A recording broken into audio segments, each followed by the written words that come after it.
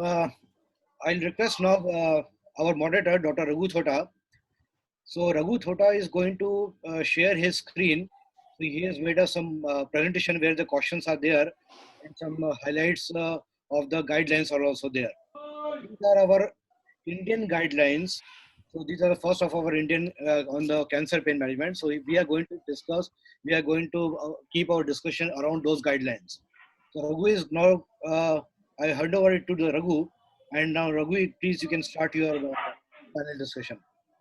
I think good morning, everyone. Am I audible to all? Yes, yes. Yes. Good morning, and I hope all are at home, staying healthy. Okay, not troubling the wives or spouses. All right. So now this is one of the first series in the webinar, or what we call it as ISSP online teaching modules or meetings, which we are starting. And since I'm sorry, Raghu, just a minute. Yeah. Pankaj, do we need to unmute all the panelists so that they when? No. Our panelists and we will be. Yes, panelists. No. They're on mute mode, so we can make them unmute. Yeah, unmute them. Sir, I'll keep on unmuting once their turns comes in. Okay. So they will be overlapping. Sometimes if somebody want to. Okay. Anyway, you can raise your hand to talk. So I think my slides are visible to the panelists as well as Dr. Pankaj and Dr. Kailash. Yes, visible. Yes. Okay.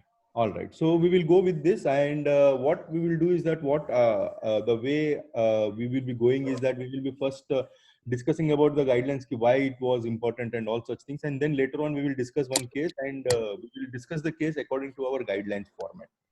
Right. So coming to this, so our panelists are Dr. P.N. Jain sir, Dr. Raghavendra Ramanjulu, Dr. Mahesh Menon, Dr. Arif, Dr. Sunny Malik could not join. Okay. So coming to Jain sir. Good morning, Jain sir. Good morning, Jain sir. Audible to you? Yeah, I can hear you. Yes. Now, sir, the question is that now there are many guidelines are available in the management of cancer pain worldwide. Right? So why do you think that we need guidelines on cancer pain from an Indian perspective?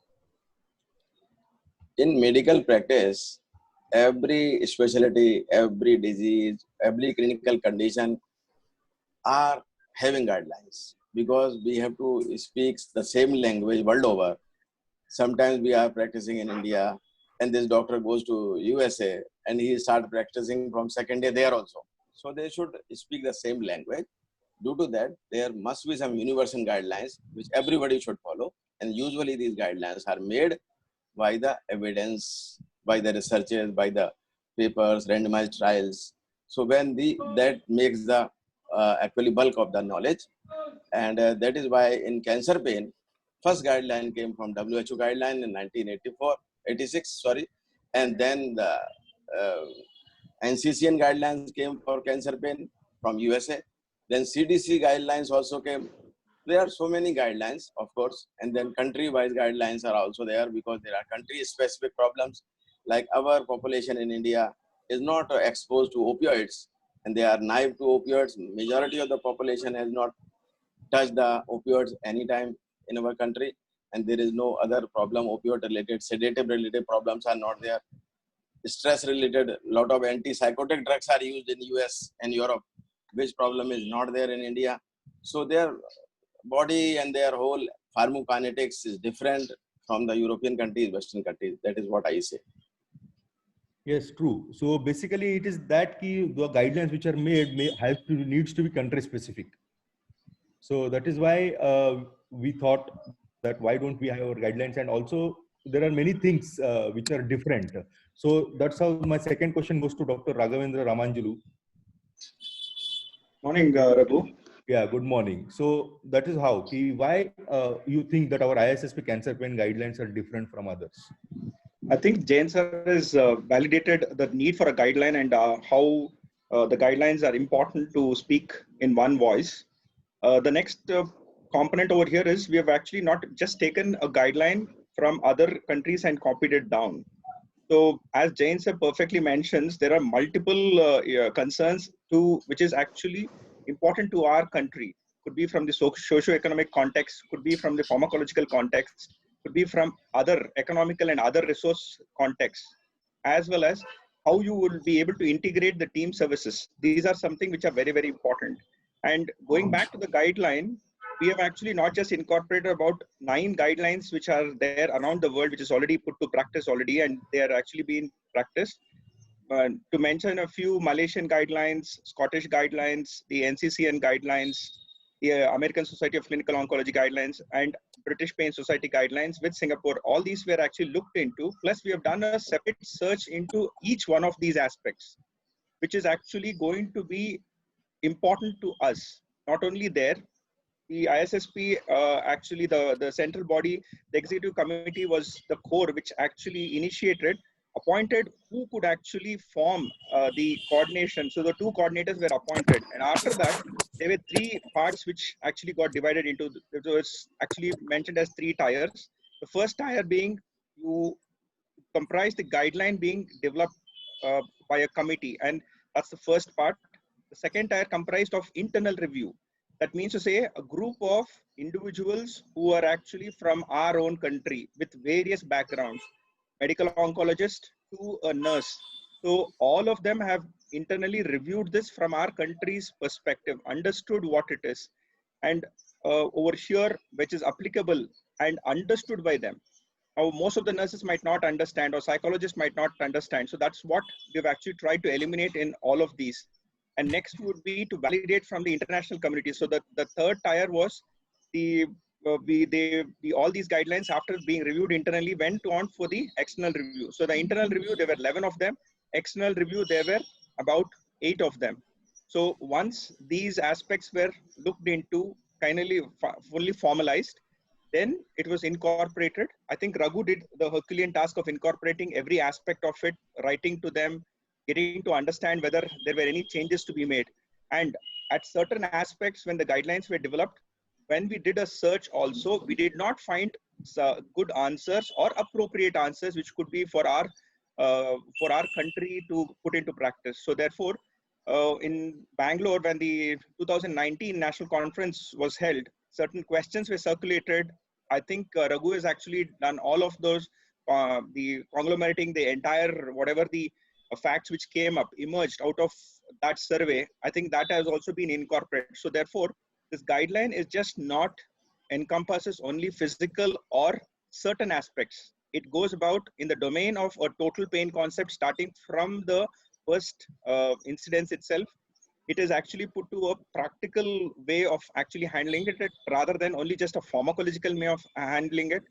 Now, all the team members who could incorporate it into the workforce have been actually looked into the application of this guideline, and then formulated and then conglomerated and put across. I think this is in a nutshell to tell there are differences compared to other guidelines. If there are more, I think who would be the best person to add on? So there are many other things which are different from other guidelines. For example, we looked into the psychological aspects of the patients. Like Raghavendra rightly mentioned that it's like a concept of total pain rather than just looking the physical component or the sensory component of pain. So in the assessment itself, we have included the psychological component. We will be coming to that. We'll be asking these questions, how to assess the pain and all. And then if you see in the pharmacological management also, in the opioids, the scheduling of the opioids, how it to be done, have in detail we have discussed them, the titration, as well as one specific thing about our guidelines is that we have incorporated who can prescribe opioids. Like there is a lot of controversy or a lot of dilemma in the physician's mind or the practicing pain physician's mind ki kaun dena chahiye, and who have to prescribe, what training is needed.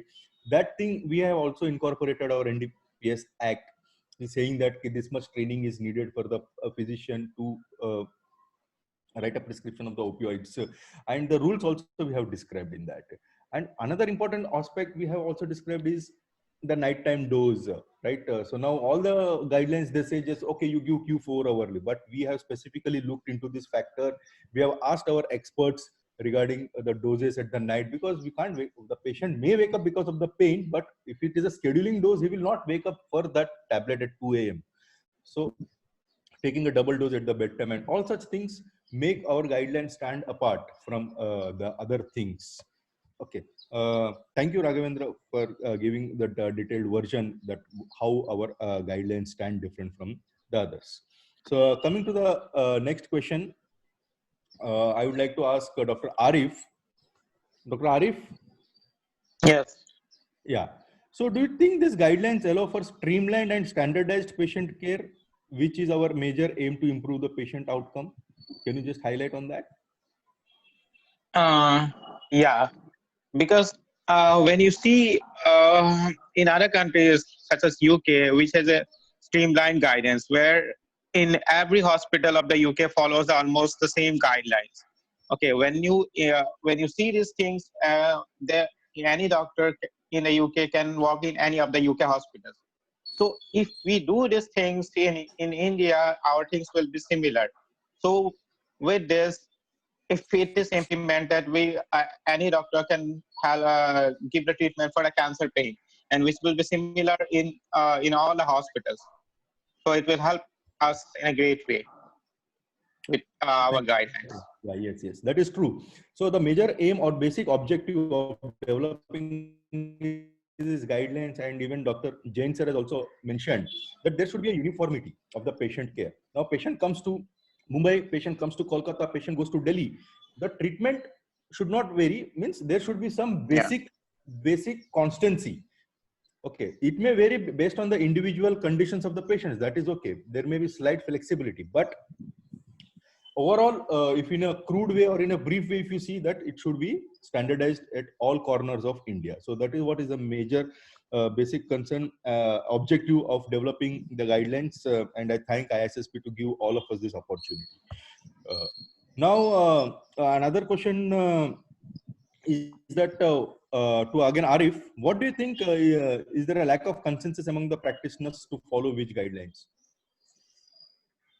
Because there are many guidelines around the world, as Dr. Jain has said, WHO guidelines, NCCN guidelines, and many other guidelines.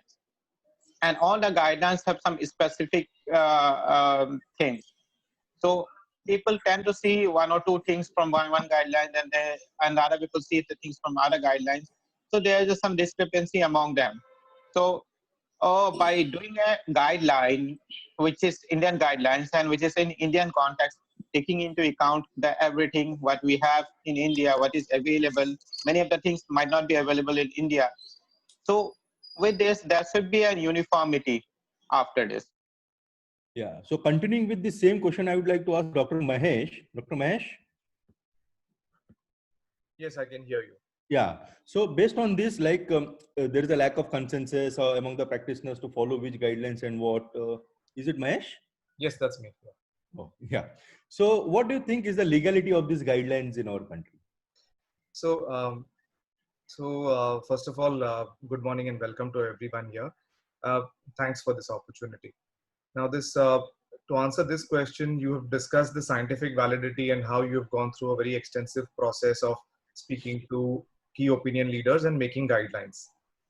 Now, if you look at the legal validity of it, for it to be, let's say, if it has to be construed as malpractice or negligence, you need to make sure that the standard of care has not been followed.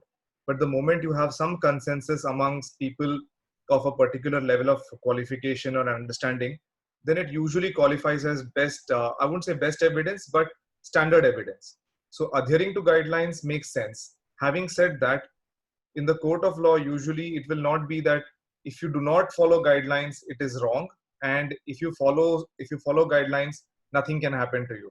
So you need to establish a good standard of care and look at these cases on a one-on-one basis. So it is not a substitute for one's clinical judgment or clinical reasoning, nor for documentation. These guidelines have to be seen in the context of the individualized patient. But yes, as Arif rightly said, it gives us a roadmap. And as Dr. Jain mentioned earlier, that there are different guidelines all over the world, and we are trying to standardize it and use it for our patients in our country. So the legality of these guidelines is a different topic altogether, and that is decided not by us. We are not the legal experts here. But the take-home message is these guidelines have to be seen in the context of best scientific practice, and it has to be backed by good evidence. Then, whenever whatever we are doing has to be documented and it has to be evidence-based. Yeah, true. That is true, Dr. Mahesh. I totally agree with you. And that is what in each of our 7 articles or 7 guidelines, we had put a disclaimer saying that the contents of these publications and guidelines to clinical practice are based on the best available evidence at the time when we did this search of extensive literature search, which we did extensive interaction with the experts in the field of cancer pain. We have done so based at that point of time. So we are done. So this should not be construed or serve as a replacement of the standard of care. Okay, and they also, we have mentioned that they are not the minimum basic standards, nor they are substitution for a good clinical judgment. Okay, but they just give, as Arif said, they just give a roadmap or a direction to you how to approach the patient, how to give a therapy to the patient, what needs to be seen when you are starting the patient therapy. Okay, Raghu. Yeah. I just interrupt you here. So there are some 2-3 questions from the audience. Yeah. So they want to ask about the WHO guidelines, what we have for the cancer pain.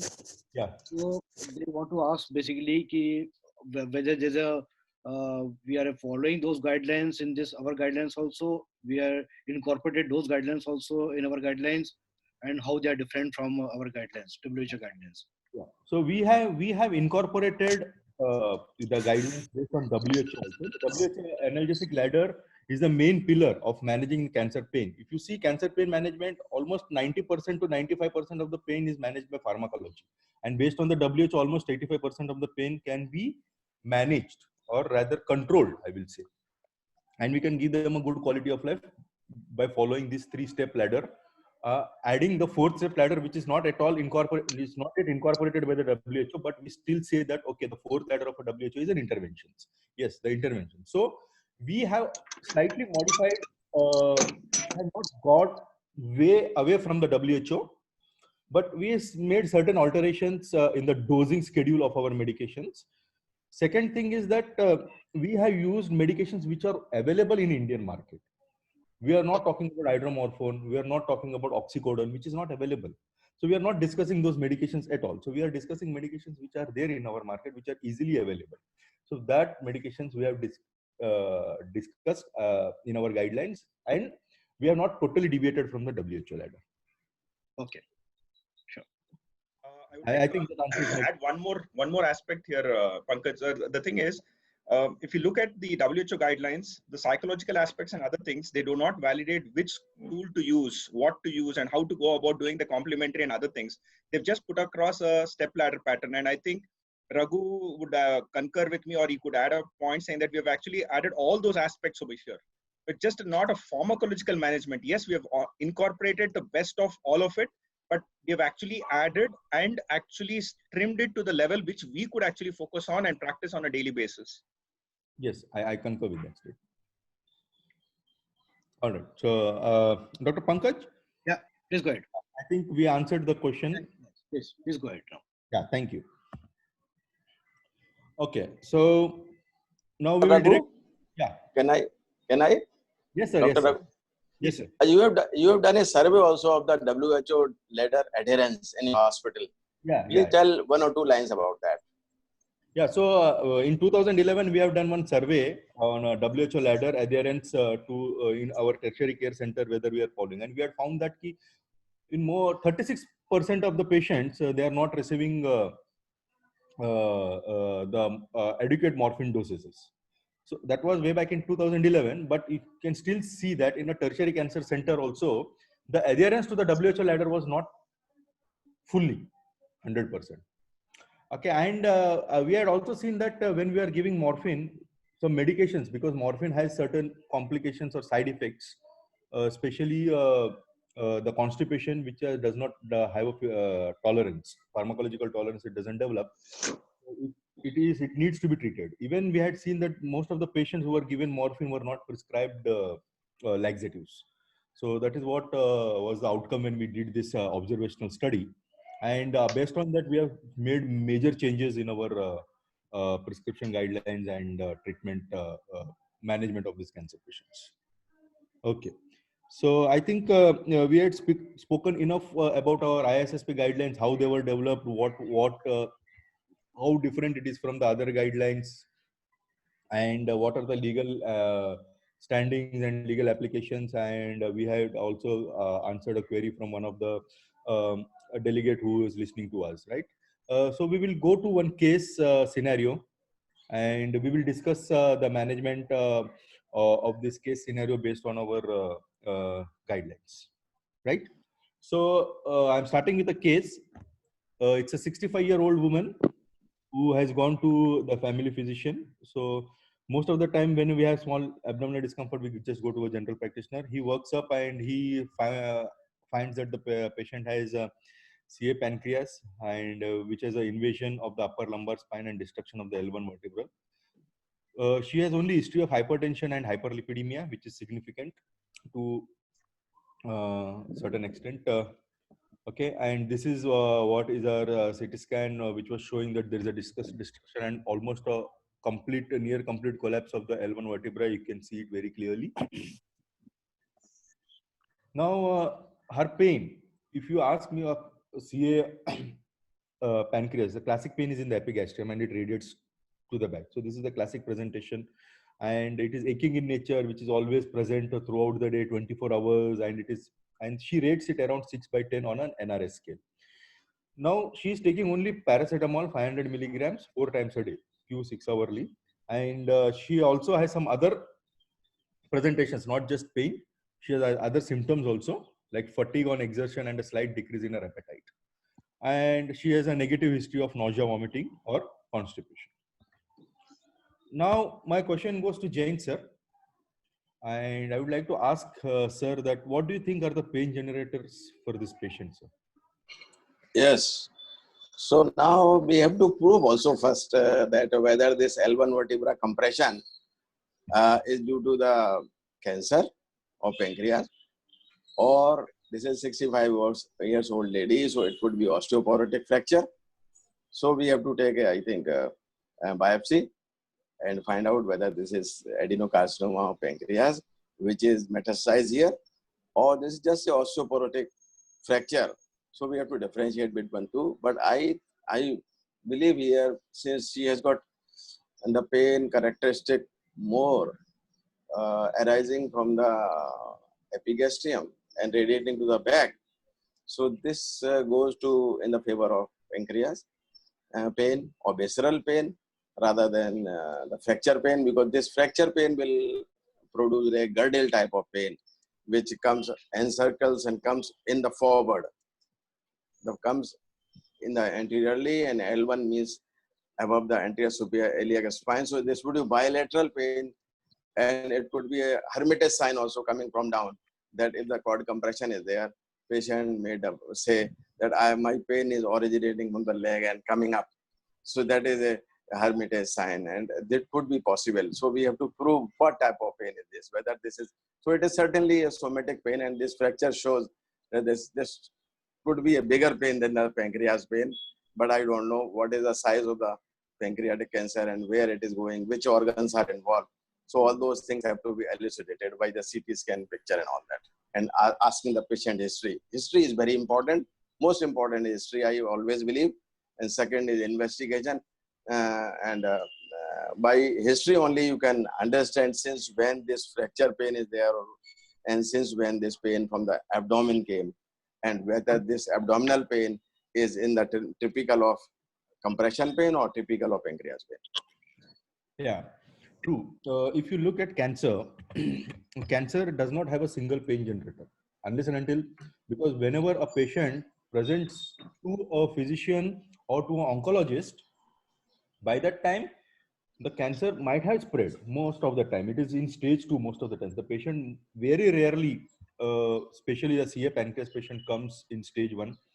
So by that time there is an infiltration. The cancer tumor might have come out of the it's 11 hours. Hello. Yeah, so it might have infiltrated some other organs. So if you ask, the cancer itself may cause pain because of the viscera, it is infiltration or infiltration to the surrounding structures. So the surrounding structures, there are various nerves. There is a plexus over there sitting, which is the biggest celiac plexus. If it goes to the retroperitoneum aspects, okay, the vertebral body, it is already metastasized. There is a compression. We had seen the CT of this patient. Now that compression itself can cause pain. That could be an other generator of pain. Sometimes the compression may be so severe that there may be cord edema surrounding it, or the fracture may be compressing the spinal cord. So that is a different pain generator. So there are many things, many components when you are looking a patient who is coming to you with a cancer pain. It is not just the CA pancreas which is causing pain, but there are many other things which we need to look upon. So with this, we go to the second question, Dr. Raghavendra. So how are you going to assess the pain of this patient? Come to you. The concepts of cancer pain, as you rightly mentioned, Raghu, is multifactorial. And as you correctly put across, and Jain sir actually started the discussion saying that it's just not only somatic, it could be visceral, it could be others, which is there already in this patient. Plus, the patient himself is just not an invalid or a person who is non-living over there. So he himself, as he's actually growing up in life, would have had a lot of thoughts and processes which is inculcated into him.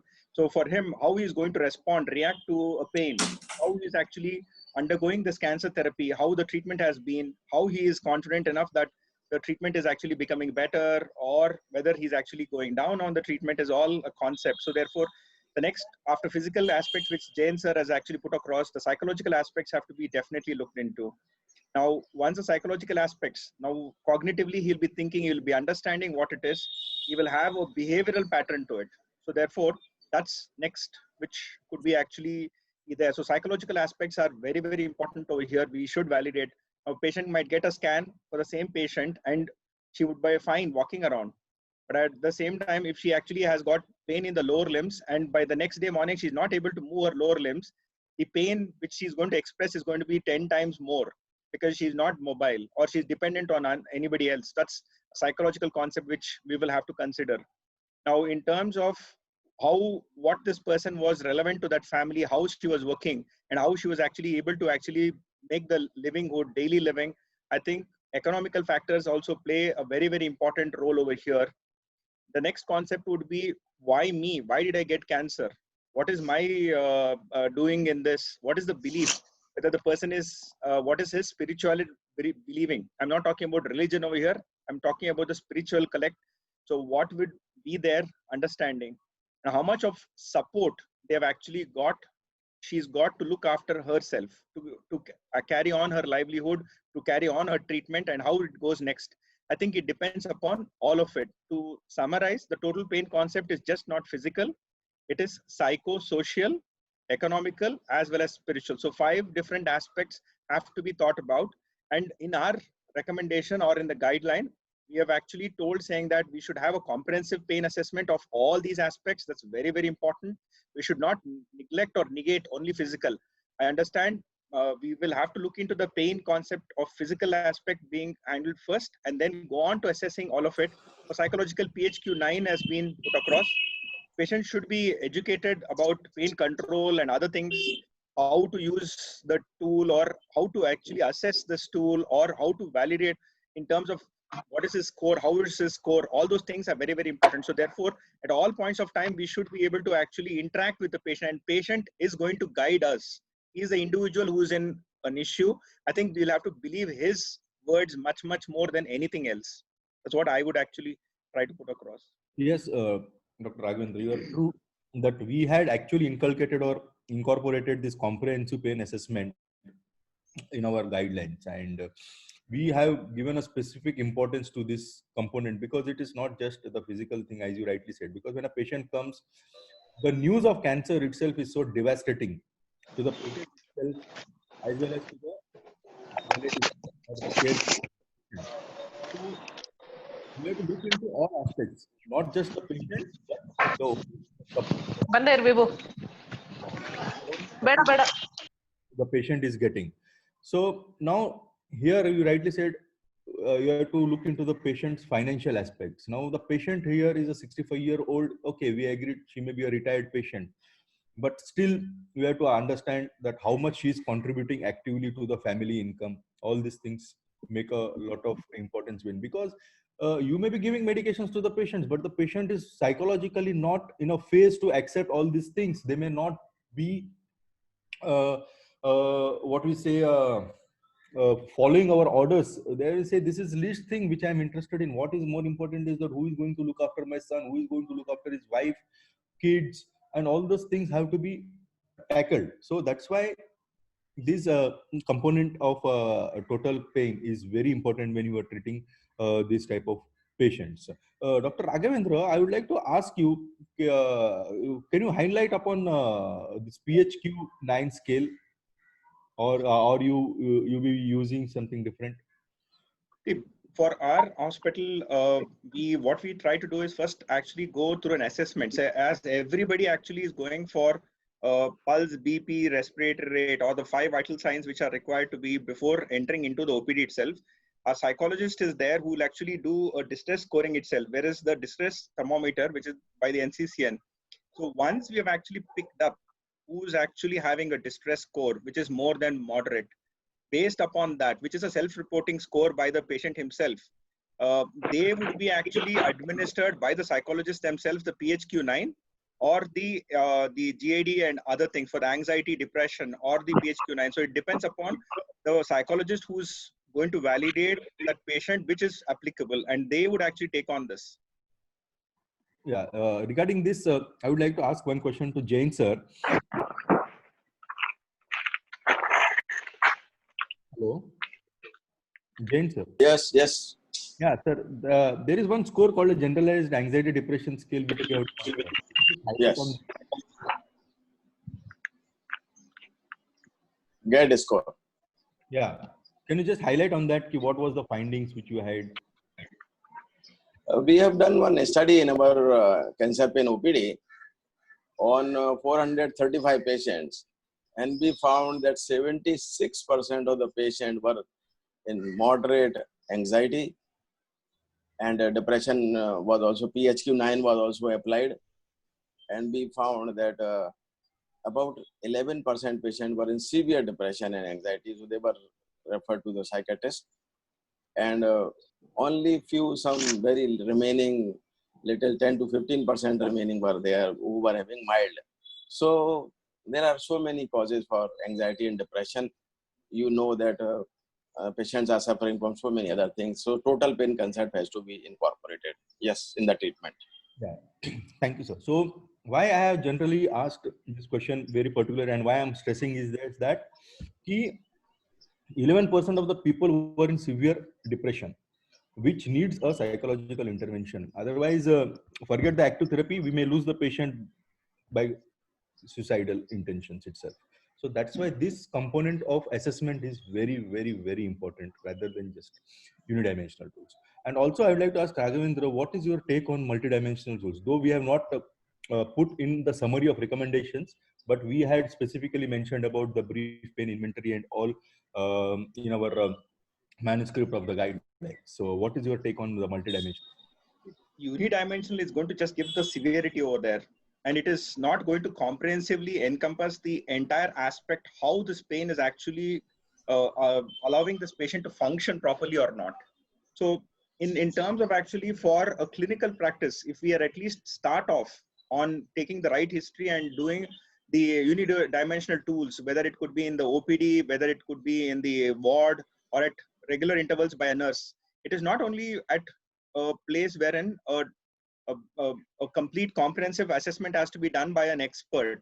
So this should be applicable by everybody. So wherever it is possible to look into the simpler tools, I think that should be applied, taken into consideration, as well as when issues are actually going to come up.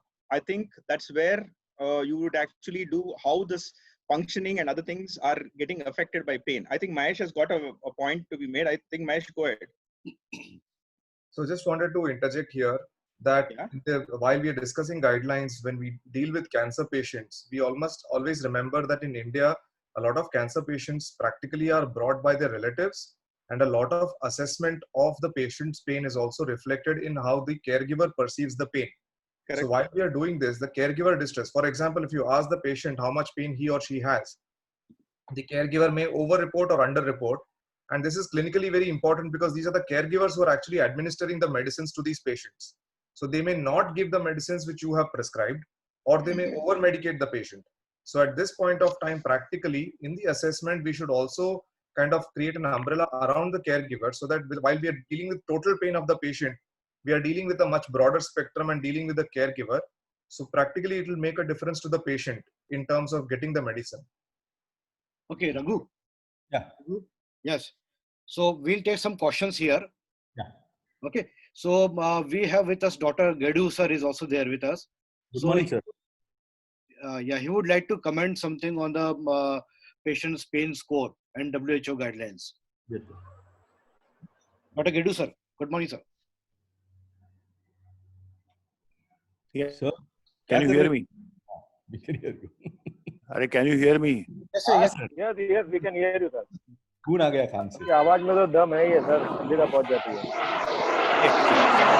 I just wanted to say, since it's a cancer pain, so I was just thinking that because you are explaining and thinking about the psychological aspect and the role of the relatives, let me tell you, it is very important because when I was in Tata Memorial, we did have some patient who came who was telling that an old man was telling that my son is telling or my daughter-in-law is telling to my grandchildren not to play with me because your grandfather is suffering from a malignancy. So that creates a much more psychological impact. He told me very clearly that, sir, मैं तो वैसे मर रहा हूँ पर अगर मेरे बच्चे भी मेरे grandchildren भी मेरे साथ नहीं खेल सकते तो मेरा क्या हालत होता है. One more thing I want to ask you is also these people always and invariably they are being sidelined, they are kept in the corner of some house or in some other room. I had an opportunity to go and see a patient in Malad, where the patient was literally kept in a separate room because they have been told that it is an advanced cancer and he is going to die any day and he is shouting, screaming and all. So in these conditions, the psychological impact, apart from all of your physical and whatever total pain, this also contributes significantly, I will say. Thank you, sir. Thank you. So now next in line is Dr. Ashok Saxena is there with us. So Professor Saxena is there with us. He wants to speak something about this metastatic bony pains, metastatic pains. Oh, good morning. Good morning, everyone. Good morning, sir. And my heartiest Good morning, sir. congratulations Good morning. to Dr. Thota, Dr. Kailash Kothari, of course, and Dr. P.N. Jain, of course. Dr. Pankaj Suranga is the main person behind this. And of course, everyone and all the panelists. Wonderful discussion going on. I just don't fall into this category of cancer pain specialist, but my simple question, because we keep dealing with many of these references in our hospital as far, as regards to bone metastatic pain. Now, it's I'm sure the panelists and the experts will agree that it has got, a huge challenge to deal with, it really needs a lot of expertise. If we simply say zoledronic acid and those kind of things, which are really not satisfying at all in the long run, but they do some kind of job. So, Dr. Rohini from Germany, she was working on this particular aspect that, what's the relationship between the tumor cell and the nerve cells. And then she came across certain things, especially the role of epigenetics or the role of microRNAs. And she found that there is, in bone metastatic pain, there is, it leaves a unique signature, or rather it is associated with the unique signature of regulated microRNAs in the dorsal root ganglion. So they are working upon this. So that's the question that, yes, I've not gone through these guidelines totally, but what exactly are we pointing and we are trying to bring out in the Indian scenario about the bone metastatic pain in the Indian or the ISSP guidelines, please? Can I comment on that? Yeah, please. Thank you so much. Because there are Rankel cells that they invade the entire bone. Like if there is a metastasis in the femur, so entire femur, there are proliferation, arborization of nerve cells and nerve fibers. That makes the entire femur bone as a pain bomb, you can say. Right. When the patient lies down in the night, the nagging pain starts. So it is not just movement pain, typical movement pain of bone metastatic pain that patient goes to the toilet and has severe pain, or Exactly. movement causes pain. But in the night also, that Rankel cells and that extreme, otherwise bones are not so much painful. If you Right. cut the bone, that pain doesn't occur. Even fractures also in the roadside, the patients are fine after some time. Okay, Right. that doesn't cause that much pain, but the pain in the bone metastasis is very, very severe, because entire bone becomes a severe hotbed of nerve fibers, so that entire femur is converted into a pain. So that is the main thing. That's true. Yeah. Right. Thank you. Thank you. So I totally agree with Dr. Ashok, sir. There is this study going by Dr. She's from Germany. I met her personally. And yes, true. But now since there are not much papers on that, and there is no much targeted medications for that, we have not included that component of pain in our guidelines. Rather, we have stressed more on the gold standard treatment of the bone metastatic pain therapy, that is the radiation therapy, which is a gold standard therapy. So we have stressed on that component and the bisphosphonates, which are easily available in our country. So we Thank you. Thank you. Thank Raghu, thank you, sir. Thank you. Raghu, Thank you. so there are some questions from the audience. Yeah. We'll take a few questions here and then you can proceed. Okay? Sure. Okay. Okay. So there's one query from Dr. Preeti Doshi and Dr. Madhuri Lokapur. They want to ask about, are we considering designing a detailed scoring sheet to assess cancer pain in totality? Because I also seen some scoring system is also there for the cancer pain, specifically for the cancer pain. Raghu, to add to that question, because it is about the assessment of the pain, Dr. Bablesh Mahavar also asked whether quality of life, which is very important in cancer pain management. So in that, whether we have some scale or we can incorporate some assessment tool. Okay, so that, and so coming to that, all the questions combined, I will be answering. Now there is no specific cancer pain management scores. Okay, and we have not thought of that. It's a good thing that you have seeded that idea into our minds. Probably we may work on that. Now what we use is that we use these unidimensional tools and the multidimensional tools. Now that is what I was asking Raghavendra, that multidimensional tool component, which includes this general activity of these patients, quality of life of these patients. How is he feeling in the last 24 hours? What is his doing, whether he has maximum pain or minimum pain during this time, whether he's socializing with the people, how is his relation with the people. So these components are there in the brief pain inventory, and this brief pain inventory has been authenticized in our Indian scenario by Dr. Ashok Saxena sir and his group of and his team way back 10 years back. They had already authenticated this questionnaire in our Indian scenario. So this is the questionnaire which you can use when you are asking the quality of life of this patient. So I think this scoring system, in fact, I saw this book in Tata Memorial Hospital only when I was doing certain attachment with Dr. P. N. Jain. So I think, sir, you remember that book, you suggested me to read that book. In that pain management score, pain scoring system, cancer pain scoring system is also there. And that gives you the idea about the prognosis also for the cancer pain, specifically for the cancer pain. So they have a staging systems and the scoring system for the cancer pain also. So maybe we can think about that also, with some scoring system for us also.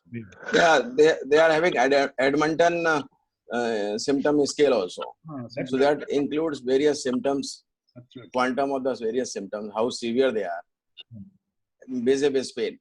So only chasing pain doesn't actually relieve patients' suffering. You have to see the quantum of various other suffering like dyspnea, like breathlessness, or like ascites, or patient fatigue, or all those things. And also the types of the pain also, neuropathic component is there. In that, prognosis is not that good. So they have come with a prognostic criteria also for that. Certainly. Okay, actually, I would suggest to develop something which will be more practical. Like we are not in a research setting, we are in a clinical setting. So if they can come up with something like pain detect, where some part can be filled by our assistants, receptionist, and the patient himself. So if we can have just the salient features, we would appreciate that. But that is already, Dr. Madhuri, that is already available in 14 languages. Pfizer has taken out this pain detect, and it is available in Tamil and Kannada and so many languages. Marathi also, it is available. Marathi version. They are having printout also. So if you want, you can take the printout from that Pfizer, or you can download also. But that is mainly directed towards the neuropathic pain. So do you think we can use the same for the cancer pain as well? No. If the neuropathic component is... that's what I'm saying. So just like pain detect, if you can have a more practical version, just, I mean, for a working therapy or something like that, that would be appreciated. Yes, certainly. Thank you. I would like to answer that question, ma'am, if it's okay.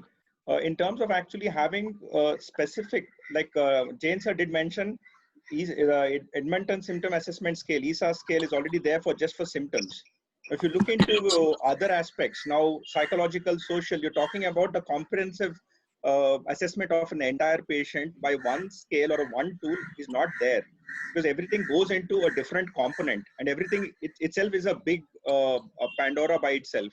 So rather than actually trying to fix everything possible, I accept what you're telling, saying that we should have all of these checked one by one, and it is impossible for the pain physician to go through everything. I think whatever is possible, like symptom assessment scale and other things. So we'll have to check which component of the total pain is actually higher. Could be physical, psychological, which one is it? And based upon that aspect, then we will have to get into which applicable scores are there.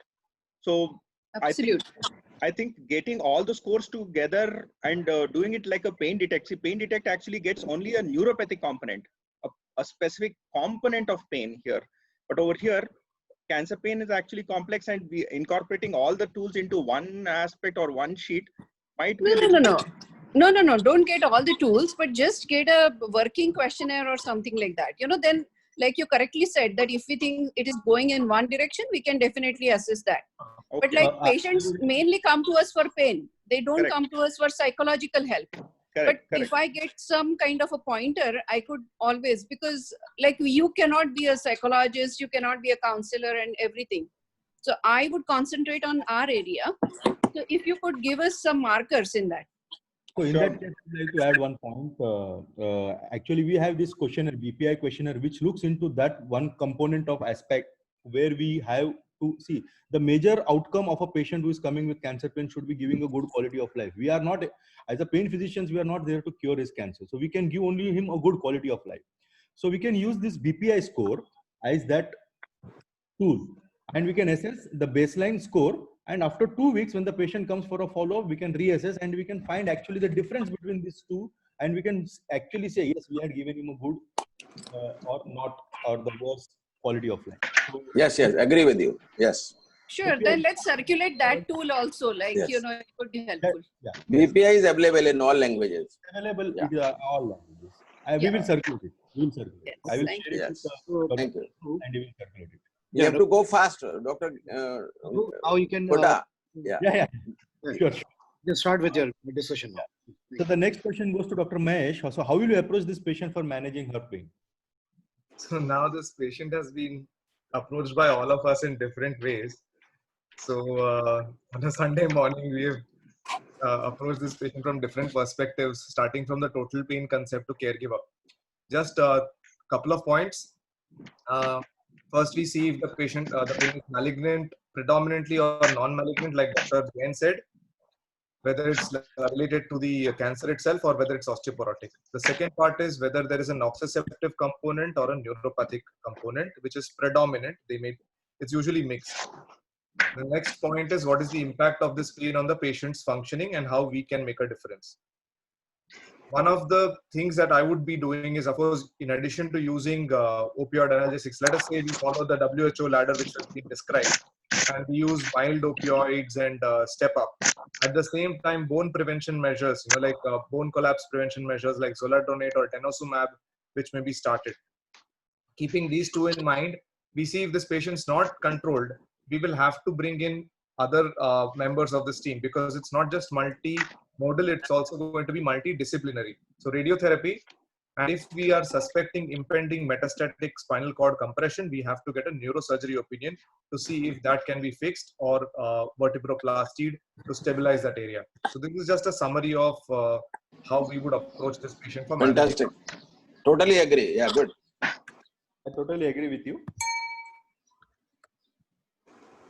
So now to start with that patient, we have to look into the different components of the pain, which we had already spoken about.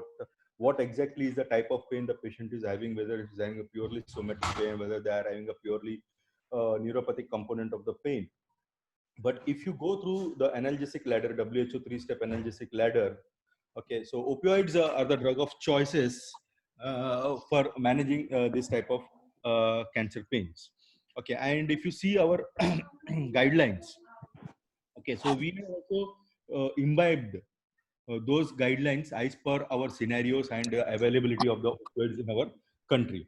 And if you see, and if we conclude it, if you put it in a summary, so the recommendations are very clear. So we have said that if the patient is having a mild to moderate pain, we can use paracetamol alone or in combination with opioids for mild to moderate pain. And NSAIDs also fall into that same category. But if the patient is having the moderate to severe pain, then you can go the patient with low doses of strong opioids. Okay. Go fast. Yeah, as an Go alternative. fast, please. You sum up. Yeah. Go fast. As an alternative to weak opioids. So now this is the distinctive point in our guidelines, because this is not there in any other guidelines, and which we have said that low doses of strong opioids can be included in the moderate pain scenarios. Okay. So Mahesh, so what are the principles of the opioid therapy? Just can you highlight? So one of the principles is now we prefer to use oral opioids preferably. Then there are certain things that are mentioned that you give it. There are two levels of pain that we control. One is the background pain and the activity associated pain. A lot of times we make the mistake in these patients. I got a very practical suggestion. A metastatic cord compression patient or a bony metastasis patient with spine mets, her pain largely when she's at rest might be low, and it will be mistaken. So the moment she tries to move, there'll be incident pain. So things like log rolling or timing the opioid before the pain sometimes helps, because understanding that you give the tablet and it'll take about 1 hour to work. So when she has to get up to eat or to be mobilized for physiotherapy, you need to chase the pain. You can't give the pain medicine when she's experiencing pain, because by the time the drug levels build up in the system, her pain has already gone down and she's lying down. So certain practical aspects here are there has to be regular timing, knowing the drug that you're going to be using. You may start with 3 times a day, or you can start 4th hourly. And sometimes you have to account for breakthrough pain episodes. In order to do that, you need to calculate the daily dose and give a fraction of it. That's 1/6 to 1/10 of it. Please cover these patients for constipation, because a spine patient, one of the things that Indian patients obsess about is constipation. And if she has spine compression and she has to go and pass stools, this will be very painful for her. Plus the opioid will make her constipated. So these are the practical aspects of opioid treatment in these patients. The rest of it is of course available in the guidelines, as you see. And transdermal patches, please do not use it for acute pain episodes, because a transdermal patch will take some time to build up and it will work for baseline pains. This is what I would like to suggest. Yes, truly. I'll concur with all the statements which you had given. Plus, based on that, for controlling the baseline pain, we always need to give opioids on a regular basis. And the gold standard is that we have to give the patient medications as far as possible orally, unless and until the patient is not able to take the medications orally, or he has certain side effects like nausea and severe nausea and vomiting where he is not able to take it. So that is what are the major principles when you are thinking of starting the patients on opioid therapy. So Arif, I would like to ask you, Dr. Mahesh has already highlighted about something called as a baseline pain, and there is something called as intermittent pain. And what if the patient has intermittent pain in spite of the regular opioid therapy? So what are you think and what do you suggest? The intermittent pain is very common in a cancer. Okay, and it might be due to end of the dose pain, because most of the times it occurs when the dosing is about to end. Like when your patient is taking 4-hourly dose, the patient might have a pain after 2 hours or 3 hours. This is mainly because of the inadequate dose.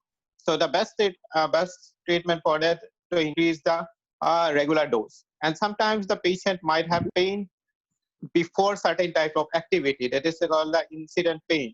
And this type of activity, you know which type of activity is causing the pain, such as the patient with a fracture, or in this patient, if she tries to move, if the physiotherapist comes for physiotherapy, she might be having pain, and she might not be waiting for the physiotherapy. So if we can give a dose half an hour before the standard morphine dose, that will be helpful for her. And some type of pain which are called idiopathic, which can occur at any time. And these type of pain are very difficult for us to control in Indian setup, because we don't have the medicine which can act almost immediately, like fentanyl tablets or fentanyl nasal sprays. So in this case, what we can do, we can just give the morphine dose. But the problem with it, that the duration of action will be prolonged. So these type of pain is a bit difficult in our Indian setup to control. The third one. Yes, rightly said. So we actually, there is something called as breakthrough pain. So we need to take care of such episodes. And though oral transmucosal fentanyl citrate lollipops are available, but they are not freely available all over the Indian market. So that is an ideal medication which can be used for the breakthrough pain, because these pains are of very severe intensity, very short duration, and this medication usually acts within 3 to 5 minutes. So that is available, but I think in certain metro cities which is available but not freely available. So that is the drug of choice. And the other thing which we can give is immediate release morphine, but that does take some time, around 12 to 15 minutes to act. But that is not the ideal medication. So the ideal medication is the faster acting OTFC. So I totally agree with that. Okay. So now the same thing going to that. Arif, I would like to ask that are there any non-pharmacological therapies for cancer pain management? So there are various non-pharmacological therapies that are available, such as yoga therapies and music therapies and various other therapies. So while doing this type of therapies, okay, people tend to go for it. Ask the patient, okay, you do yoga, you listen to the music or this thing. But these things are individualized, and also need some special expertise. And while most of patient in a cancer cannot do all type of yogas, okay, and when you ask the patient to do some type of yoga, which might not be helpful for that patient, so you have to refer to a professional for this type of thing. And other things that can be useful also like psychotherapists and others. So the proper you have to refer to a proper psychologist who has experience in dealing with this type of pain and which has a psychological component. Yes. So Raghu, there are two questions here. Yeah. So Dr. Shyam is asking about the sublingual buprenorphine. Yeah. As a breakthrough pain, is there any role of No. There are people who are using it, but we have found out extensively in the literature search. And so now, since we are talking about the guidelines and the evidence, I would say that we have not found any evidence, a good level evidence, which state that sublingual buprenorphine really. Yeah, there are few reports which are coming out now, because our search was limited till 2019. So there are now reports which are coming out on having this medication. One more addition. See, buprenorphine basically is not to be for pain, which is actually developed in our country. It is actually completely under the control for de-addiction and by a psychiatrist who has to manage it. I understand some of the pharmaceutical industry, especially Rosan, is the only company which has actually got oral sublingual type of buprenorphine. And to answer that question, I don't think so. We've got any guideline or a validated backing us saying that we should be using it. एक minute Raghu, can I come in? I need to ask. Yeah, please. Raghu. Yeah. Sir. Yes, sir. Yes, sir. Yeah, what I wanted to is, in this condition, oral buprenorphine or sublingual buprenorphine has got no role, for the simple reason that patient is on morphine, which is buprenorphine is a mixed type of antagonist-agonist type. So when you are giving a morphine, I think buprenorphine has got no role. No, even then, agreed with this point. Even then, it takes most of the time, it takes 10 minutes to dissolve the sublingual tablet. So it is not giving you any benefit when you are asking it for a breakthrough pain. In breakthrough pain, we want a faster acting medication. So it takes 10 minutes to dissolve and it takes almost an hour to act. So I was just going through the pharmacokinetics of sublingual buprenorphine. So it takes almost 60 minutes. No, I don't No, mind it if is. it is well, I don't mind giving a what you call a buccal fentanyl patch or maybe trofentanyl or something like that, oral lollipops. That is OTFC. okay because both of these OTFC. belong to the same drug. That is what we are recommending. So the OTFCs are available in India, but not very freely available. They are available in certain metro Cost cities. factor is also important. Cost factor is also important. Yeah, and so they are the choice of medications. So that is what you So can use. that is another point. What Dr. Dedu actually mentioned is that agonist and antagonist, and patient is already on agonist. So we are giving some antagonist. That is, I think, another point. So another question here is that Dr. Ajay Rakesh is asking that what is the role of ketamine in chronic pain along with other analgesics in managing cancer pain? If you ask me, as an evidence, there is no role. Okay, but in certain group of patients, yes, you can use this. So for example, if the patient is on a very high dose of morphine or any other opioids, for example, and the pain is refractory, and there is also certain component of neuropathic pain in that. Okay, so you can use this. You can use this medication. So what we use is that we use it around 0.15 to 0.25 milligrams per kg body weight of these medications over a period of 45 minutes. So now there are many ways to use this medication. So Yes, yes. so we have Yes. also made recommendations that there is no evidence on the use of ketamine. Okay, Right, so we are right. not recommending in our guidelines. Okay, so One more addition, Pankaj sir, they've asked saying that what is opioid-induced hyperalgesia? I think there also ketamine could be of role over there. That's one of the components which we could use. And severe neuropathic pains. See, opioid-induced hyperalgesia would start when there is a neuropathic component which is actually really high over there, and you're just going on opioids without having the consensus saying that you should be treating pharmacologically also, which is the mechanism of pain. That is actually the strength of a pain physician. So once they get into the mechanism-based pain management over there, I think opioid-induced hyperalgesia could be dealt with even before it gets initiated. Now, your neuropathic pain components and other things which could be initiated, and after that, if you land up in it, I think India now has got methadone. With ketamine, with methadone, with Zolocard infusion, with magnesium, I think these are Yes, the yes. other components which could be used specifically in opioid-induced hyperalgesia to manage later on. Right. So Fully Raghavendra, agree with you. second question, what if these patients are unable to take orally the medications? What can we do? Or if there are unbearable side effects? So if a patient specific to our patient over here, whom you've actually mentioned, is not able to take orally, I think if they have got in the hospital or wherein a subcutaneous driver is there, so subcutaneous could be used at home also. If the patient is really at end of life or palliative intent, IV medications could be used. Or preferably, if these two components are not there, which we could actually use for, then you could use for the going in for the patches, could be fentanyl patches if the patient has got a titrated background pain. If a titrated background pain is there, I don't think so just applying a patch and leaving them will have any role over here. Or they could be actually given even medications sublingually also if they can't take, because if they're not able to swallow. But our patient does not have a oropharyngeal cancer or a upper GI cancer, so therefore she should be able to take unless and until she's got nausea, vomiting, or an intestinal obstruction, mainly based upon the pancreatic CA which she's got. So at that point of time, I think intravenous, subcutaneous, or buccal films, as Jain sir had actually put across, which is not available in our country. I think if it comes up, that is one of the other things which could be used. I think the those conversions are completely elucidated in our guidelines, which is applicable. Very detailed description we have done as our conversions, how to do and all, and what from how oral morphine to transdermal fentanyl we have to do this. So we have very beautifully elicited these conversions, and you can go through these things. Dr. Thota? Yeah. Dr. Thota? Yes, sir. Dr. Thota? Yes, sir, Yes, sir, I can hear you. Prabhu? Dr. Jain, we can hear you. Yeah, so you come back to the case again and finish that how you have managed the patient. Okay.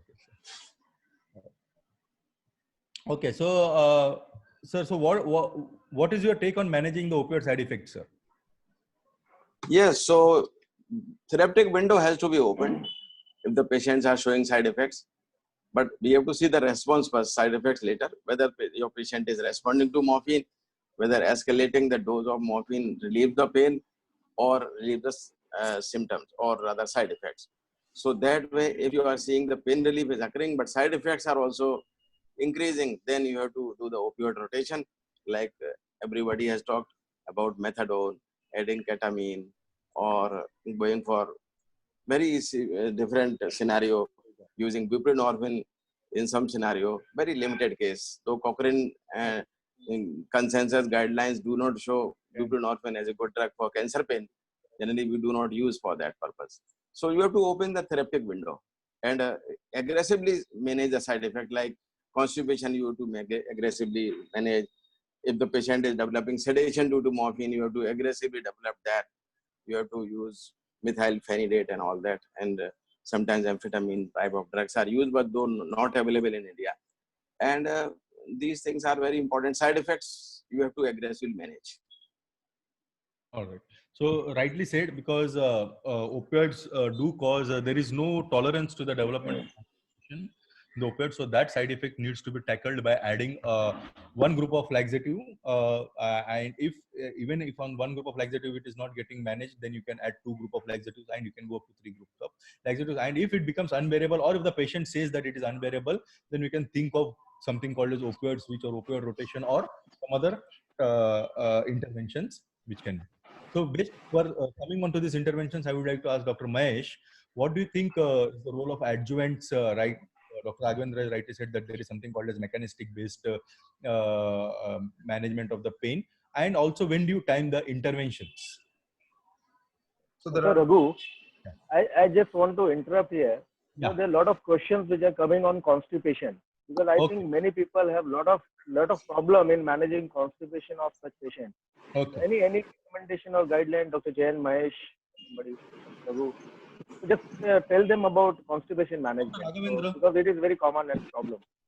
I think the questions I've looked into, for the first question was, can we use a bulk laxative? No, we cannot use a bulk laxative in opioid-induced constipation at all. So anything which is containing esophageal husk or something like that does not have a stimulant which is required. So therefore, we should have a combination of a stool softener with at least a propulsant starting from the day one.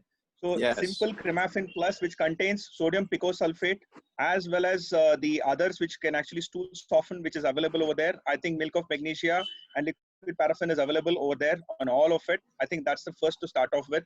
Now that has got a combination, it's easier to take. If the patient actually has got constipation, because as Raghu rightly mentioned in the starting, as the opioid starts increasing, constipation does not have a tolerance. And P.N. Jain was a person who's actually taught me from the day one, saying that the hand which writes opioid should be the same hand which writes the laxatives also.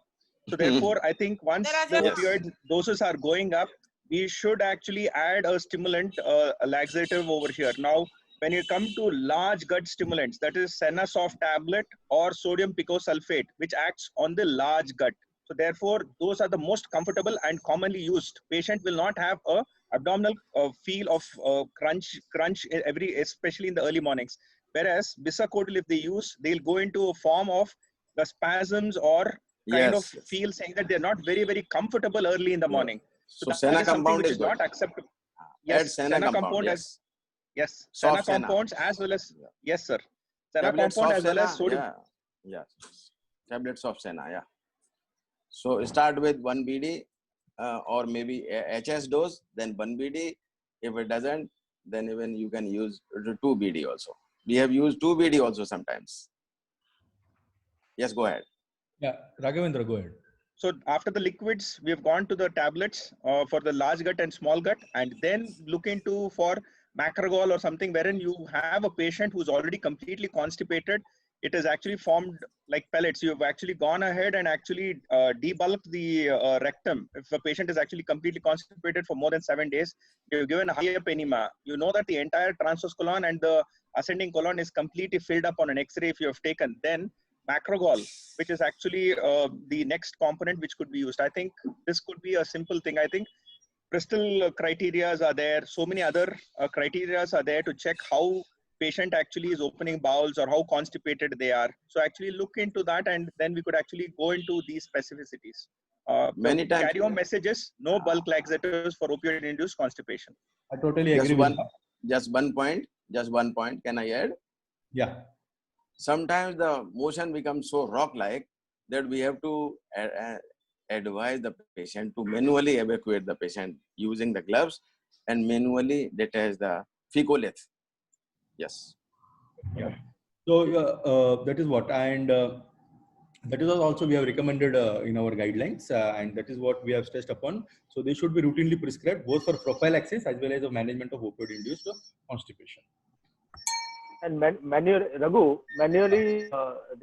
removal of stools can be taught to the patient. Yeah. Yes.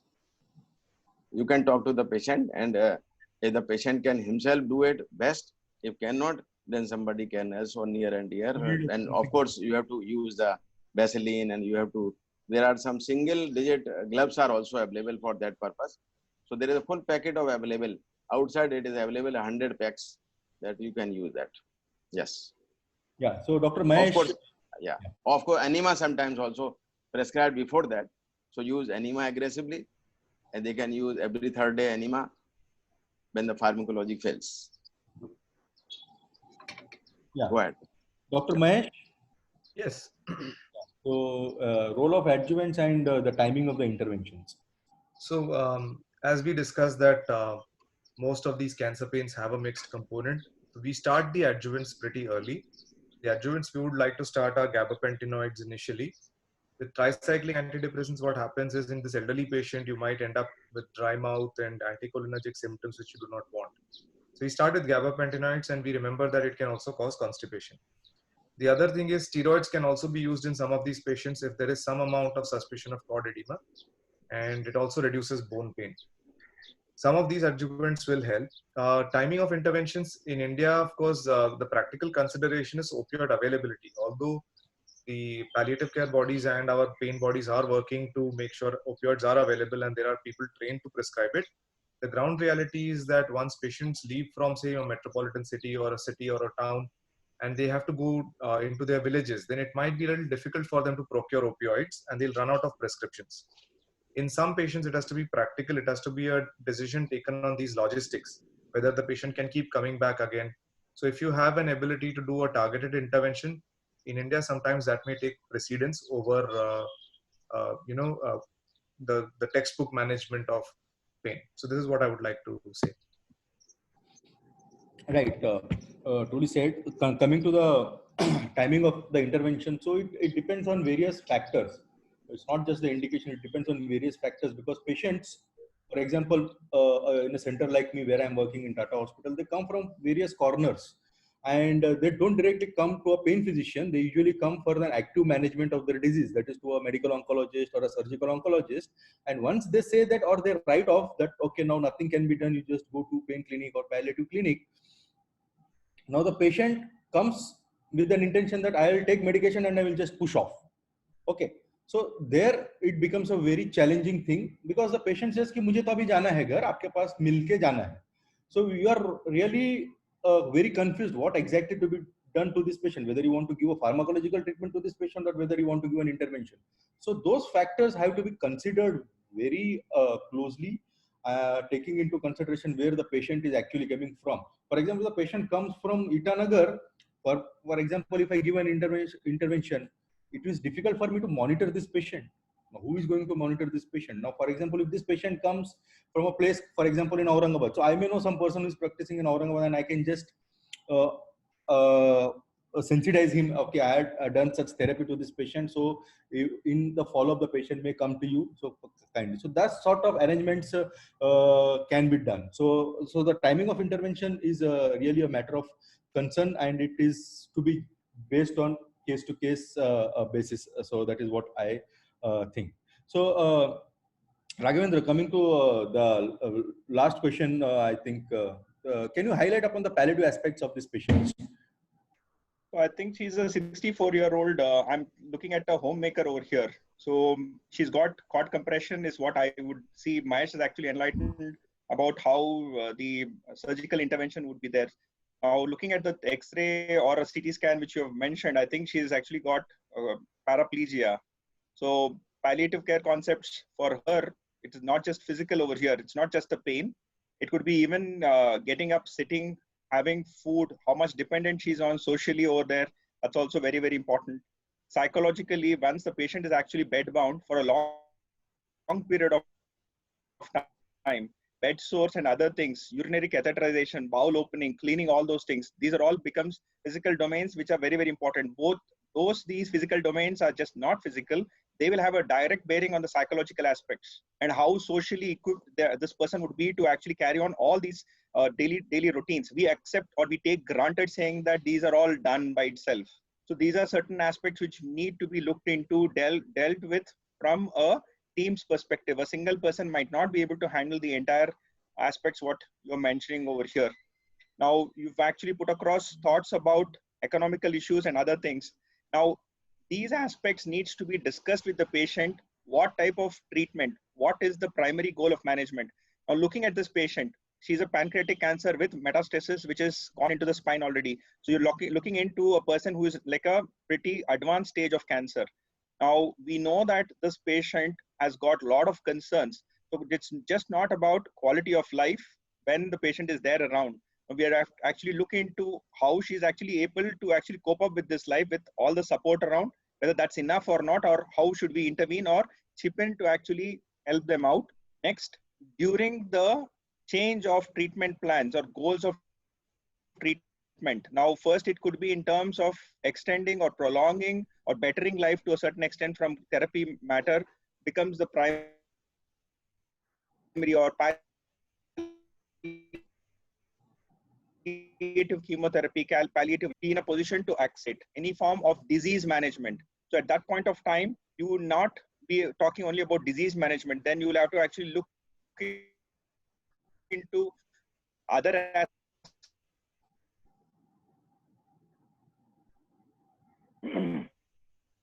aspects of the comfort care, collusion, what type of collusion is there, how to break collusion. All these aspects are very, very important. I think so. Not only then, when the patient is actually departed and the loved ones are there, I think bereavement program is what is very, very important. So to actually, in the trajectory, this is a stage 4 cancer, palliation should start from the day of its diagnosis, okay? And then keep on going ahead, hand-holding not only the patient's family. After the patient has actually left, the bereavement services should be actually incorporated over here. Yeah, okay, that is rightly said. So it depends on what stage of the disease course the patient is. Now, the palliative care has to come from the start where the patient has been diagnosed, and it varies according to the stages of the disease course. So it can be in hospital palliative care treatment, or it can be a nursing home or a hospice-based palliative care treatment, or it can be a home-based palliative care treatment. So it's based on the disease trajectory. The treatment intention varies and the treatment goals varies in these patients. Okay, so now going back to the interventions, I agree. Dr. Pankaj is too curious to ask me some questions, right? So I agree that many of them might be having some questions regarding the interventions, right? No, please go ahead. We'll take all the questions at the last. Once it's finished, then we will highlight more about the points on recommendations. Okay. So now coming back to the recommendations, Dr. Raghavendra, what do you think for this patient who is already on a 300 milligrams of oral morphine plus a breakthrough dose of 100 milligrams morphine? She's reading it regularly every 2 hourly. 2 to 3 hours she is needing these frequent breakthrough doses, as well as the patient is also on adjuvant medications in the form of steroids and gabapentinoids, and still the patient is in severe pain. What do you think is the intervention of choice in this patient would you offer her? Now, looking into it, and I'm talking in terms of accepting saying that it is disease progression only and disease causing this abdominal pain. Now, I know everybody would be actually interested to look into interventions in terms of the celiac plexus block. Now, if it's a patient who's actually got not much of time, prognostication is very, very small in terms of months, less than 2-3 months, then we're talking in terms of celiac plexus, alcohol ablation could be there. But in my practice, I've completely stopped celiac plexus alcohol ablation just because most of them are actually have better prognosis, at least a prognosis of 6 months to 9 months or 11 months also with the good treatment which is going on. So greater, lesser and least Planck neck ablation would be the better of choice if it is possible. And if it is something which is done routinely in their center. So it depends upon their center. Now, coming to this patient again, if the patient has got abdominal pain, which has got obstruction, and then the abdominal pain is actually worsening, no celiac plexus block. Because sympathectomy, if you do, it's going to worsen. The patient is going to go into perforation or some other problem. So doing an intervention, we will have to select the patient, check what it is. Or a patient is in subacute intestinal obstruction, no interventions. Kindly manage them in terms of what has to be done you could actually start on octreotide or any other things which will actually settle them much, much better over here rather than doing a celiac plexus which will completely obstruct the patient. So interventions are very important. I think they are the life-changing gamer over here, but it has to be used in selecting an appropriate group of patients. Can I add? Can I add? Please. Sometimes when you are passing the needle passes to the aorta. And if somebody, like these are old patients, so somebody has got silent aneurysm and that punctures by your needle, it could be disaster, severe hemorrhage will occur, patient will collapse on the table, number one. Number two, if somebody is having atheroma in the aortic wall and you are passing the needle through this atheroma and then some alcohol goes into the wall of the aorta and that actually punctures it later on, that also it could be a disaster. So we have to be very careful selecting the older patient. If the patient has got ascites, then also I have lost one patient who was having severe ascites and 100 microgram patch was going on and patient was not getting any relief from that. So I thought, why not give the celiac plexus block. And this was a lady, 40 years old lady, Nepalese lady, coming from London going to Kathmandu and landed in Tata Memorial Hospital. She was admitted and I was called that she has got severe pain. They want to just take this patient to Kathmandu. Please give some pain relief. And then I gave the celiac plexus block. In the room only patient developed severe hypotension and then adrenaline was started.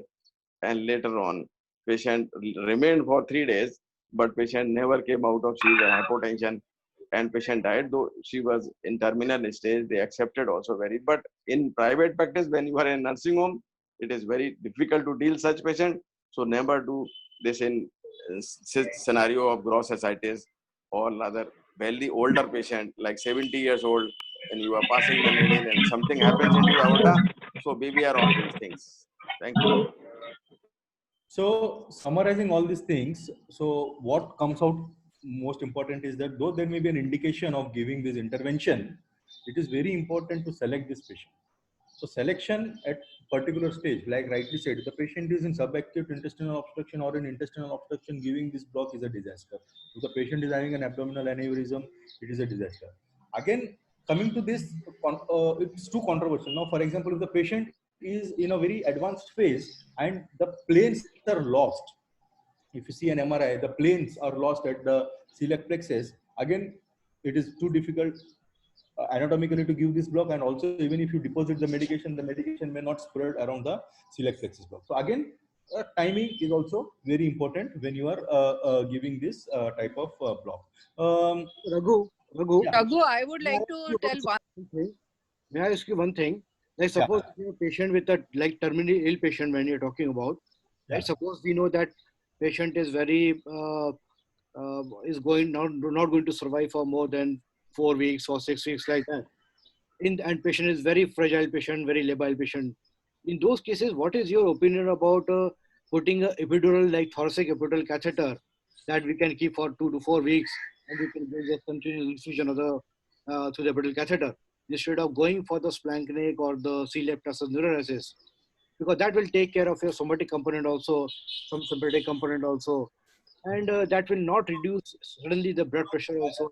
Rather than going through this cumbersome procedure of putting an epidural catheter, what I would suggest in this patient who is paralyzed, who is bedridden, who is doing her bowel bladder functions are uncontrolled, they are not under our control, rather to go for an intrathecal neurolysis rather than going for an epidural component. Yes, So I agree with you. Yes. Easiest one, and it's the No, easiest. sir, I have a small point.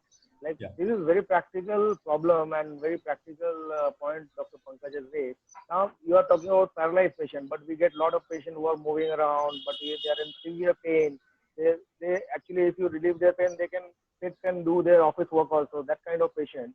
So, but they are in severe pain and multiple points where you cannot give one single intervention. And intrathecal pumps and other things are very costly here. People don't want to go for that. So, is there any option of putting a short term or maybe 3-4 weeks of epidural or intrathecal? Again, here it depends, because the question was initially the patient is not having a lifespan of more than 4 weeks, so it doesn't matter. Now, suppose if the patient is having a good lifespan of 6 months to an year, then your question is a valid question. I will take it. And what we will suggest in such questions is that the pumps are very expensive. Our patients usually don't agree. So now there is something called as computerized pumps which are available by Portex. Okay. So now this is a catheter pump. If you had seen the Hickman catheter, right? So the Hickman catheter has a port, which is subcutaneous port, and from outside you can just pin in the needle and you can give the medication. So the same thing, this Portex supplies an epidural or a intrathecal pump, which is a 20,000 assembly. Yes, Deltax company, Deltax. So we can use this. We can use this and we can offer this. So this is an ideal way. Portacath. Yeah. Portacath is the name of the. Yes. And you can use the CAD pump or something. Or, that is IDDS. That is IDDS. That you have to do the telemetry every month. You have to fill up the pump and all those things. So if the patient is from Hubli or patient is from Aurangabad, who will go and fill the pump? But Portacath, anybody can puncture the diaphragm and put some morphine, and patient is rest assured, relieved of 24 hours pain. Yeah, or you can use infusion also. You can use PCA also. Pardon? Yes. So these are the options we have. Yes. So one question is there from the audience. They want to ask about the erector spinae this thing block for this to manage this abdominal pain. Is there any role of erector spinae block in such patients? Erector spinae plane block is a facial plane block. First of all, you have to understand that. And this pain, this block, if you are giving it, you can't manage it for a continuous period of time. You can just give for a short span of 24 hours pain relief. Yes. Only for that you can use it. Yes. Okay. So other questions will take. So are you finished with your presentation, Raghu? Yeah, or there were some questions left? Big questions. Okay.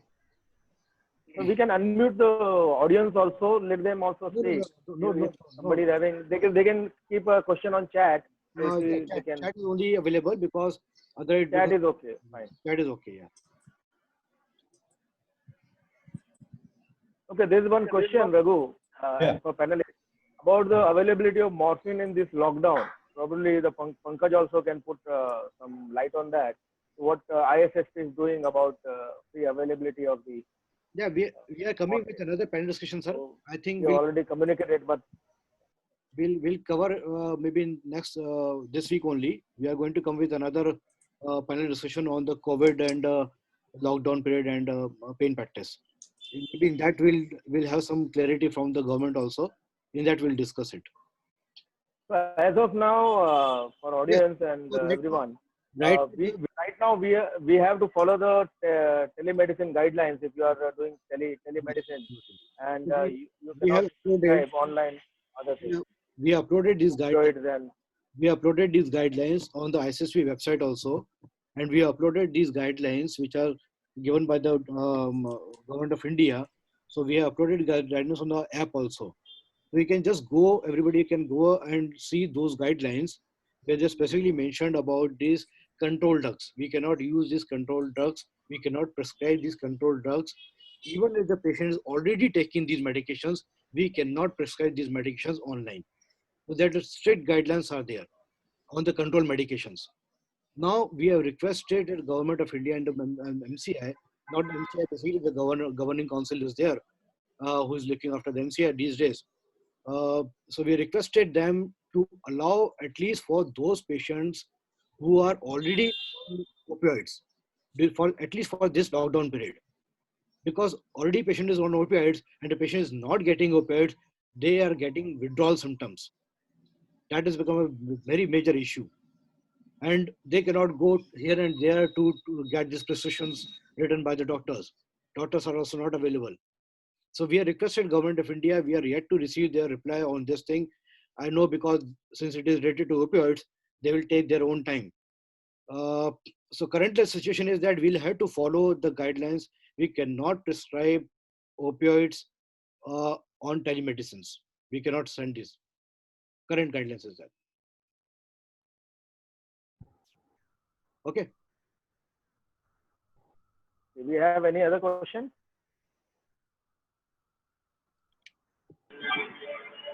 If there is no question, if there are no questions, all the audiences, what I'm going to do is, we are going to display 3 questions here. You just have to take answers over there, not related to. There's a question. Yeah. Recent WHO recommendation has removed gabapentinoids from cancer pain management. Any comment on that from panelists? So, this is question by Dr. Avinash. Yeah. Hi. So now again, this is where we are talking about guidelines, and adhering to guidelines does not mean you're doing the right thing, and not adhering to guidelines does not mean you're doing something wrong. So if the patient has neuropathic pain, then if we just follow the standard guidelines for neuropathic pain management, we can use gabapentinoids. Patients with surgery, in the sense patients who have had surgery in with malignancies, they have a hard related pain. So gabapentinoids have definitely a role in cancer pain. One of the articles that has been cited recently that has been seeing going on the net is gabapentinoids causing respiratory depression. Now you must understand that article does not mention anything about the adverse effect of gabapentinoids on pulmonary function. It says that gabapentinoids, when used with opioids, which are primarily causing respiratory depression, can have an adverse outcome. So we need to keep things in context and read where it is coming from and use the best practice for our patient. So guidelines are not a substitute for continuing our education and keeping ourselves up to date and doing what is best for the patient. Okay, so all the participants, so we have, if you see, we have shared on the chat box one link. So you just have to go there, enter your name, whatever you want on the certificate. So we are giving the online certificates to everybody who has participated in this event. So you just have to go on that link, fill that form, and just send it to us. Okay, so that is one thing. And another thing is that we are coming with one questionnaire. It's not question related to this discussion, but it's basically a feedback form. It's just a feedback because this is our first panel discussion we are doing online. So we want your feedbacks from your side so that we can improve our next panel discussions. So just wait for a minute and we are coming with the questionnaires over there on your screen. You just have to go and take over there. That's it. There are only 3 questions there. Please, everyone, please fill the form and also fill your, for the CME points, fill the form for that also. So CME hours are not there, Dr. Kailash. We don't have the CME credit hours for this thing, but yes, CME certificate we are providing.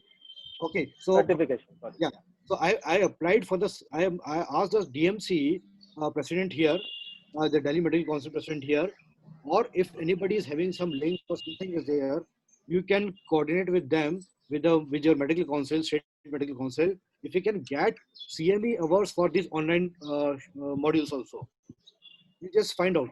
We'll check. No, wherever we are getting, we can apply there. We can apply to that state. No problem in that. Hello. Pankaj, Pankaj, you can share the link for this feedback form on the chat. Again, you can share. Link is already there. Okay. You are talking Again, about that again, thing, huh? Okay. yeah. On chat CME box, you certification. can just. Yeah, CME certification link. We are again sending it to you here on the chat box only. Just wait for a minute. Also feedback. Feedback will come on the screen.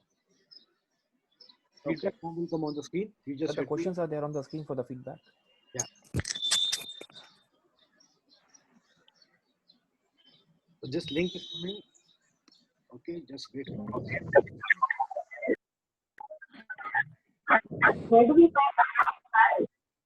Yeah. So there's a link here. Just go to that link and apply for the CME certification. Certificate. Okay, I think Pankaj, we are done for this. Any other question or anything, comment or something? So it's welcome. One more announcement is there.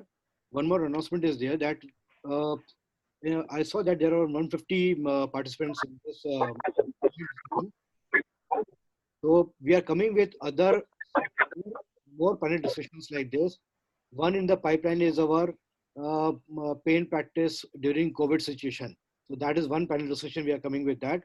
In that we'll discuss many issues about how to manage. We'll discuss about some guidelines. So we'll have some questionnaires and we'll come with our own guidelines also. So that is one thing. Second, in the pipeline is your neuropathic pain. So we already have our Indian guidelines on neuropathic pain. So we'll be discussing the neuropathic pain this coming Sunday, that is on 26th. And in between, we'll try to arrange this COVID and pain practice panel discussion. So we request in this form also, in the feedback form, we have asked one question that if you want some thing to be covered, so you can just give your suggestion so that we can organize some more panel discussions till the time we have this lockdown period, or maybe after that also. Because this is a good platform. I think everybody is well versed with this platform now, and people are comfortable with this platform. So I think this is a good media to spread the discussion and awareness. Okay, you can send your suggestions also here. Yeah, anything, sir, from your side? So nothing. I think we are done, Dr. Jain. Any other Thank you very much. anything? Thank you for the opportunity. Yes. Conclude the session. Yes. Thank you everyone to be here, and it was fantastic discussion. I think we covered many practical points here, and many pain physicians had a lot of insights about cancer pain management. Thank you, Dr. Raghu Thota, for taking a lot of pain, and thank you very much. I think we conclude this session. See you again in next meeting. Thank you. Thank you. Thank you, everyone. Thank you. Bye-bye. Bye. Stay blessed. Stay at home. Thank you, sir. Thank you. Stay healthy. Safe. Thanks all the participants. Thank you, everybody. Thank you, everybody. Thanks, Alok. Thanks to Alok. Thanks.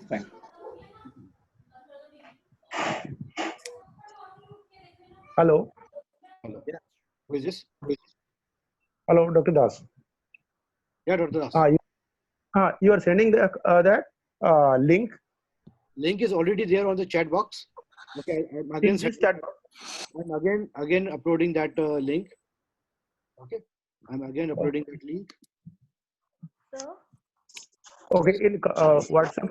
In WhatsApp, it is there. Any group? It is there. It is here. We just go to this. Just. Dr. Pankaj sir, I guess Dr. Bablesh Mahavar have some questions. She have raised her hand. Good afternoon, sir. Yeah, Bablesh. Yes. Sir, am I audible? Yes. Sir, I just want to know that is there anything like we can make one pain performer? We can make the consensus on the cancer pain, and that should be used by all the young pain physicians also, yes. All over the India. Yes, Means Bablesh. in that we can mention all the concepts of total pain. Yes, Bablesh. So we just discussed about this thing. So currently it is not there, but we are just discussed about this thing. That one questionnaire, like the neuropathic pain, we had this questionnaire, something sort of thing. So we'll also work on this thing to come up with some questionnaire and the cancer pain, basically the guidelines. Wellness already there. Thank you. So, but everything is separate. We have to make one main We'll make- consensus, Yes, absolutely. and We it are will coming help with in the that. documentation also. We will do that. We'll do that. So we already have this, we already have this consent form for these opioids. Okay, for the controlled drugs and opiates, we have a uniform consent form which is available on the website, ISSP website. Okay, that is by the ISSP. So what you are saying is that also we are working on it. So we will cover that part also. Okay, the SIG of the cancer pain, they will look after this part. Yeah, thank you, sir. Hello, okay, everybody. Thanks to all of you. See you in the coming week. Okay, maybe on Sunday on 26th with the neuropathic pain.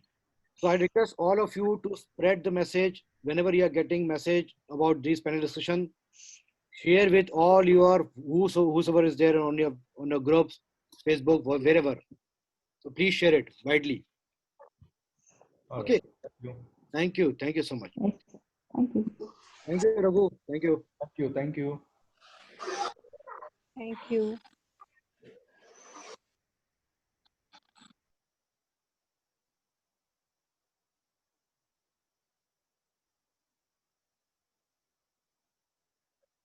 Hmm?